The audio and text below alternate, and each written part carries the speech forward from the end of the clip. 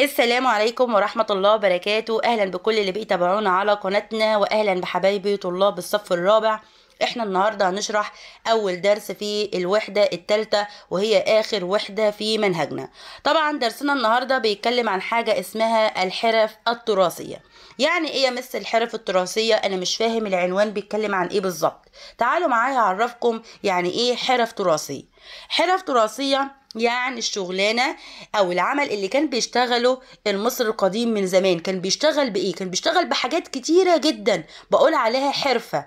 دي اسمها حرف. طب أنا قلت عليها حرف تراثية ليه؟ حرف تراثية لأن الشغلانة اللي كان بيشتغلها المصري القديم دي من زمان موجودة لحد دلوقتي، فعشان كده بسميها تراث.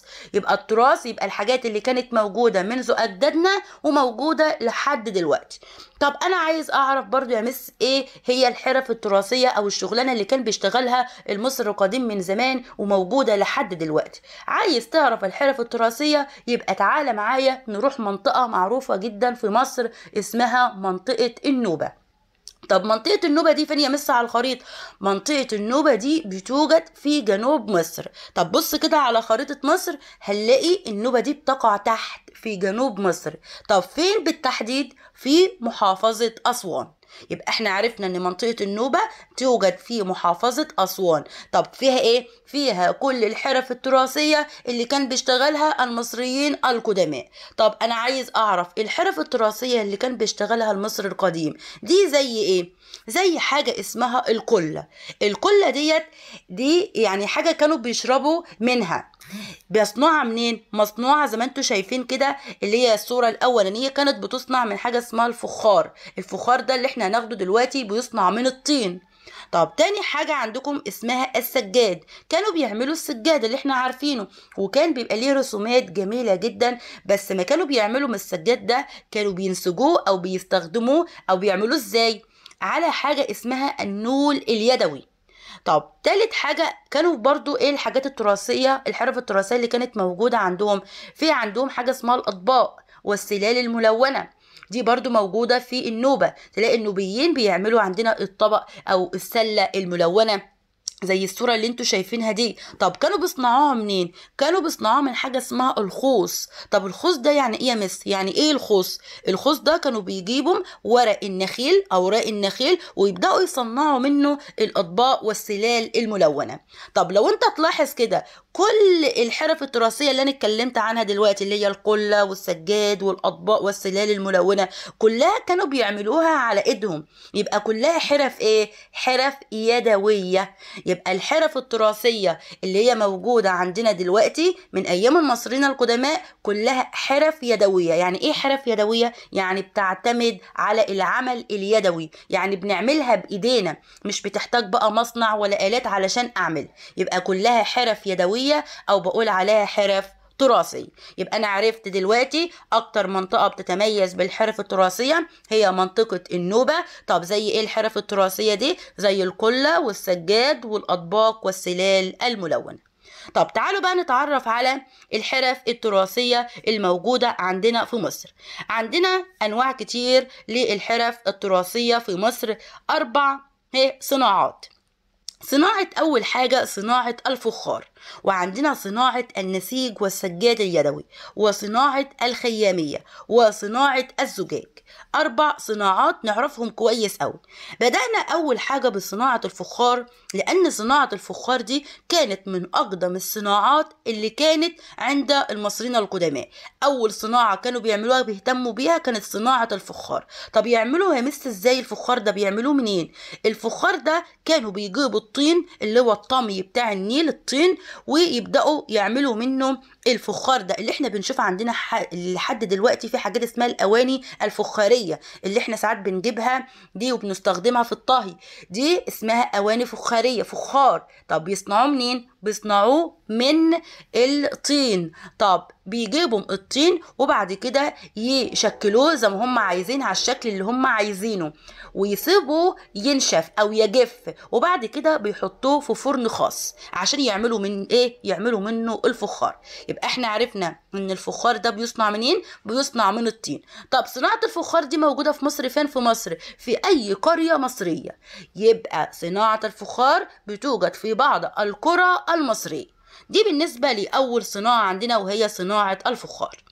طب تاني صناعة وهي صناعة النسيج والسجاد اليدوي. صناعة النسيج والسجاد اليدوي من الحرف المدرجة على قائمة التراث العالمي. يعني ايه؟ يعني من الحرف اللي هي موجودة في قائمة التراث العالمي. طب انا عايز افهم النقطه دي معناها ايه. في منظمه معروفه عندنا اسمها منظمه اليونسكو. المنظمه دي منظمه عالميه بتهتم باي حرفه تراثيه. طب هي اختارت ايه؟ اختارت صناعه النسيج والسجاد اليدوي من الحرف التراثيه وحطتها فين؟ حطتها في القائمة بتاعتها، دخلتها في قائمتها اللي هي اسمها قائمة التراث العالمي. عاملة لنفسها قائمة كده بتجمع فيه كل الحرف التراثية، مش في مصر بس، لا ده في كل دول العالم. فهي اختارت ايه؟ اختارت صناعة السجاد والنسيج، وحطتها فين؟ ادرجتها في القائمة بتاعتها اللي هي اسمها قائمة التراث العالمي. طب صناعة النسيج والسجاد اليدوي كانوا بيصنعوه منين؟ كانوا بيصنعوه من الكتان والقطن والحرير والصوف. يبقى صناعة النسيج والسجاد اليدوي كان بيصنع من 4 خامات، ممكن يكون كتان، ممكن يكون قطن، ممكن يكون حرير، ممكن يكون صوف. طب أنا عايز أعرف صناعة النسيج والسجاد اليدوي موجودة فين في مصر بالتحديد؟ موجودة في قرية اسمها قرية الحرانية، دي موجودة في محافظة الجيزة. يبقى أنا عرفت دلوقتي صناعة النسيج والسجاد اليدوي بتوجد فين؟ في قرية الحرانية بالجيزة. طب تالت صناعة عندنا وهي صناعة الخيامية. الخيامية دي بتبقى عبارة عن قماش كده بيعملوا منه مشغولات وحاجات فنية جميلة زي اللي احنا بنشوفها في رمضان. ساعات بنشتري كده حاجات اللي هي زينة رمضان، والحاجات اللي احنا بنشتريها وتلاقي عليها رسومات جميلة دي اسمها الخيامية. دي برضو من الحرف اليدوية. طب كانوا بيستخدموا فيها ايه لما بيجي يعملوها؟ بيعملوها طبعا بالإبرة والخيط، كلها بتتعمل عن طريق اليد، بيستخدموا فيها الإبرة والخيط. طب صناعة الخيامية دي بتتركز فين؟ بتتركز في شارع عندنا في القاهرة اسمه شارع الخيامية في منطقة الأزهر في القاهرة. يبقى أنا عرفت مكان صناعة الخيامية فين. طب آخر صناعة وهي صناعة الزجاج. صناعة الزجاج دي برضو من الصناعات القديمة جدا. وصناعة الزجاج ده احنا عرفنا قبل كده ان هم كانوا بيصنعوها من الرمال البيضاء اللي هي موجودة عندنا في الصحاري المصرية. طب الزجاج ده بتنتشر فين؟ او المكان اللي بيوجد فيه الزجاج عندنا في مصر في قرية معروفة اسمها قرية جراح في محافظة الدقهلية، دي اللي بتشتهر بصناعة الزجاج. يبقى انت لو تلاحظ كل الصناعات اللي انا قلت عليها دلوقتي، سواء صناعة الفخار او النسيج والسجاد اليدوي او صناعة الخيامية او صناعة الزجاج، كلها صناعات ايه؟ صناعات يدوية، يعني بتعتمد على العمل اليدوي، كلها بتتعمل بالايد. دي اسمها حرف تراثية موجودة عندنا في مصر. يبقى تاني، يبقى الجزء اللي انا اخدته دلوقتي عرفنا ان اكتر منطقة بتتميز بالحرف التراثية في مصر هي منطقة النوبة. منطقة النوبة دي بتشتهر بايه؟ بعمل حاجة اسمها القلة، بعمل حاجة اسمها السجاد اليدوي اللي هم كانوا بيستخدموا فيها النول اليدوي. تالت حاجة اللي هي عندنا الاطباق والسلال الملونة اللي كانوا بيعملوها من الخوص اللي هو اوراق النخيل. عرفنا كمان ايه اهم الصناعات اللي عندنا او الحرف التراثية الموجودة في مصر؟ 4 صناعات. صناعة الفخار قلنا بيصنع من الطين. طب صناعة الفخار دي موجود فين؟ موجود في بعض القرى المصرية. عندك كمان صناعة السجاد والنسيج عندنا دي موجودة فين؟ في قرية اسمها قرية الحرانية الموجودة في محافظة الجيزة. عرفنا صناعة الخيامية دي موجودة فين؟ موجودة في شارع الخيامية في منطقة الأزهر بالقاهرة. آخر صناعة الزجاج موجودة فين؟ في قرية اسمها قرية جراح بمحافظة الدقهلية. صدقه ليا. طب ايه اكتر صناعه اختارتها منظمه اليونسكو وادرجتها في القائمه بتاعتها اللي هي قائمه التراث العالمي؟ هي صناعه السجاد اللي هو النسيج والسجاد اليدوي. طب تعالوا بقى معايا لاخر جزء من الدرس، وبيقول لك ايه اهميه الحرف التراثيه. هي الحرف التراثيه دي لها اهميه؟ طبعا لها اهميه كبيره جدا جدا، بتدعم الاقتصاد المصري. اي حرفه تراثيه يعني ايه تدعم؟ يعني بتزود الاقتصاد المصري بتاعنا، بتزود فلوس مصر، بتدي لمصر فلوس كتير جدا. يبقى انا لو عندي حرف تراثيه، الحرف التراثيه دي هتزود فلوسنا، فلما تزود فلوسنا هتزود اقتصاد مصر. تاني حاجه بتوفر ليا فرص عمل للشباب، ناس كتير جدا مش لاقيه شغل ممكن تتعلم اي حرفه من الحرف دي وتشتغل بيها، فهتحل كده عندنا مشكله البطاله، مشكله البطاله للناس اللي هي مش لاقيه شغل. طب كمان الحرف التراثيه دي هتدعم ليا السياحه. يعني ايه هتدعم ليا السياحه؟ يعني هتخلي السياح يجوا من انحاء العالم علشان يجوا يشوفوا الحرف التراثيه بتاعتنا دي ويشتروها، لان هي بالنسبه لهم حاجه نادره مش موجوده عندهم، بينبهروا بالحرف التراثيه بتاعتنا اللي احنا بنعملها عن طريق اليد، يعني كلها بتشتغل، كلها حرف يدويه. طب ايه كمان؟ الحرف التراثيه دي عملت لنا حماية البيئة، ساعدتنا في حماية البيئة. ازاي؟ هي الحرف التراثية ممكن تحافظ على البيئة او تحميها؟ ايوه طبعا. في بعض المخلفات اللي احنا ممكن نرميها وشايفينها مش مهمة، لا احنا بناخدها ونعمل منها حرف يدوية، زي صناعة الحلي. صناعة الحلي ده اللي هو انا ممكن اعمل مشغولات وحاجات كلها بايدي، زي ما قلنا قبل كده ان المصريين القدماء استخدموا اوراق النخيل وبدأوا يعملوا بها يعملوا بيها الاطباق والسلال الملونه. يعني بدل اي حاجه انا مرميها وشايفها مش مهمه بالنسبه لي اللي بقول عليها مخلفات، انا ممكن اخدها واعمل لها اعاده تدوير واعمل منها حرف تراثيه. يبقى دي اسمها اهميه الحرف التراثيه. يبقى ما يقول لك ما هي اهميه الحرف التراثيه، هتقول لي اول حاجه دعم الاقتصاد المصري، تاني حاجه بتوفر لي فرص عمل للشباب عشان تقضي على مشكله البطاله، تالت حاجة عندنا بتدعم السياحة المستدامة عشان بتخلي السياح بيجوا من أنحاء العالم عشان يجوا يشتروا المنتجات أو الحرف التراثية. طب ايه كمان؟ بتحمي البيئة لأن احنا بنستخدم المخلفات في بعض الحرف اليدوية.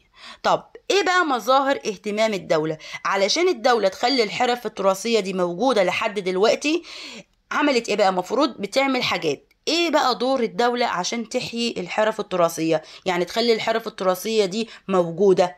طب ايه عملت؟ اول حاجة رعاية مصالح العمال، انها بتهتم بمصالح العمال اللي حد اي محتاج اي حاجة انها ممكن انها ممكن تساعده. طب عملت ايه كمان؟ عملت برامج تدريبية للعمال لتعلمهم المهارات الخاصة ببعض الحرف.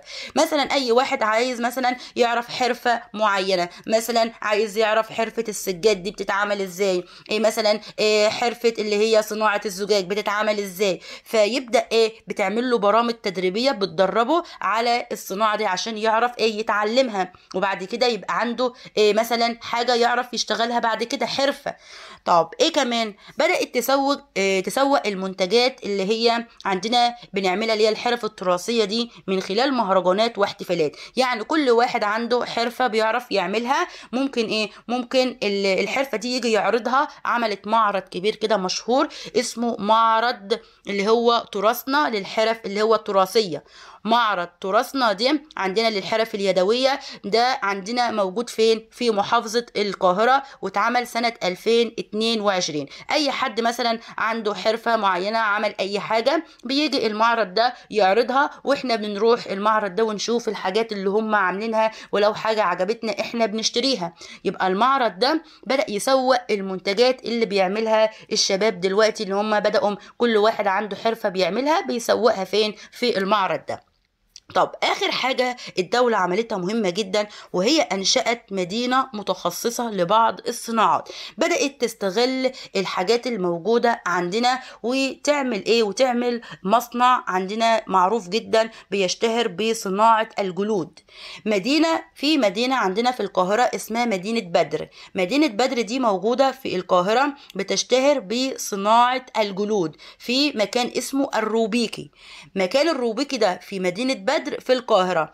الدولة عملت مدينة متخصصة بصناعة الجلود موجودة في الروبيكي في مدينة بدر في القاهرة. المدينة دي كانت بتهتم طبعا بصناعة الجلود، فعملت برضو إحياء للحرف التراثية. كمان المدينة دي ما كانتش مقتصرة بس على صناعة الجلود، لا ده كانت بتحمي البيئة، وطبعا كانت حوالين المدينة دي كانت بتزرع أشجار، والأشجار دي لما بتيجي ترويها بالمية كانت بتاخد مية الصرف الصحي.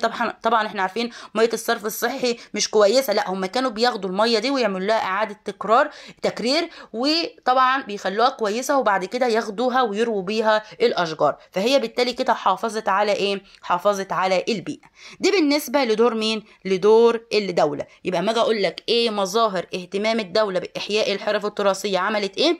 اول حاجة رعاية مصالح العمال، عملت برامج تدريبية للعمال عشان تعلمهم المهارات الخاصة ببعض الحرف، بدأت تسوق المنتجات من خلال مهرجانات واحتفالات زي معرض اسمه معرض تراثنا، دي موجود في محافظة القاهرة. عملت لنا أنشأت مدن متخصصة لبعض الصناعات زي مدينة الجلود في الروبيكي.